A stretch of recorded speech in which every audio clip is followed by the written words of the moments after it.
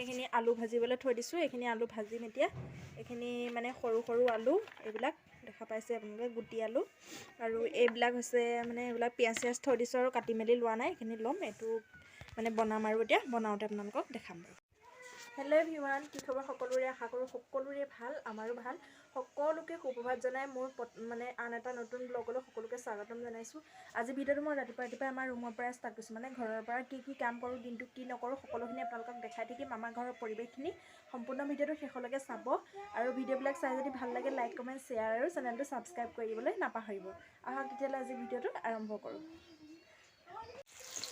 এইফালে এতিয়া মই বনাবলৈ লৈছোঁ আলু ভাজি। এইফালে পিঁয়াজ দি দিছোঁ তেলত। তাৰপাছত এইফালে এইখিনি আলু, এইখিনি দেখা পাইছেনে? এইখিনি মানে এইখিনি গুটি আলু।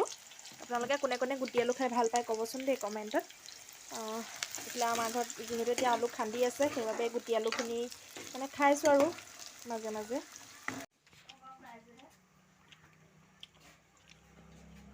এইফালে দিছোঁ চাহ আৰু এইফালে দি দিলোঁ চব্জি, মটৰো দি দিছোঁ, মটৰ দি বনাইছোঁ। এয়া এইফালে চাহো দি আছোঁ। তাৰপিছত এইফালে আৰু এটা বস্তু দেখাম চাব দেই। এইফালে আমাৰ নবৌ ওলাইছে। এইজনী আমাৰ নবৌ ওলাইছে। আমাৰ ঘৰটোৰ অৱস্থা এনেকুৱাই, মানে আপোনালোকে বেয়া বুলি নাভাবিব। এতিয়া মানে য'ত ত'ত যাব সময়ত লৰালৰি হয় যে, সেইকাৰণে এনেদৰে থাকাই মানে। এইফালে নবৌ ওলাইছে, মানে আজি ৰেচন কাৰ্ডবিলাক দিব যে, সেই ৰেচন কাৰ্ড আনিবলৈ যাবলৈ ওলাইছে এইফালে। তাৰপৰা আৰু দেখাইছোঁ ৰ'ব। এইটো আমাৰ ৰুমটো বাৰু। আমাৰ ৰুমটোতে গেছটো থৈছোঁ। গেছটো থ'বলৈ যিহেতু পাকঘৰত বিশেষ জেগা নাই। এইফালে আমাৰ মালিক, মানে আমাৰ ময়ূৰী পাপাক। এয়া এইফালে চাহ অকণ দি দিছোঁ। মাহঁতে আলু খান্দি আছে মানে। এইফালে আজি আৰু বিশেষ ভিডিঅ' তেনেকৈ বনোৱা নহ'লেই, মানে ওচৰতে আছিলে বিয়া এখন। বিয়াখন খাবলৈ গ'লোঁ, মা, বৌ, মানে নবৌ আৰু মই। আৰু বিয়াৰ কিছু দৃশ্য আপোনালোককো দেখাওঁচোন।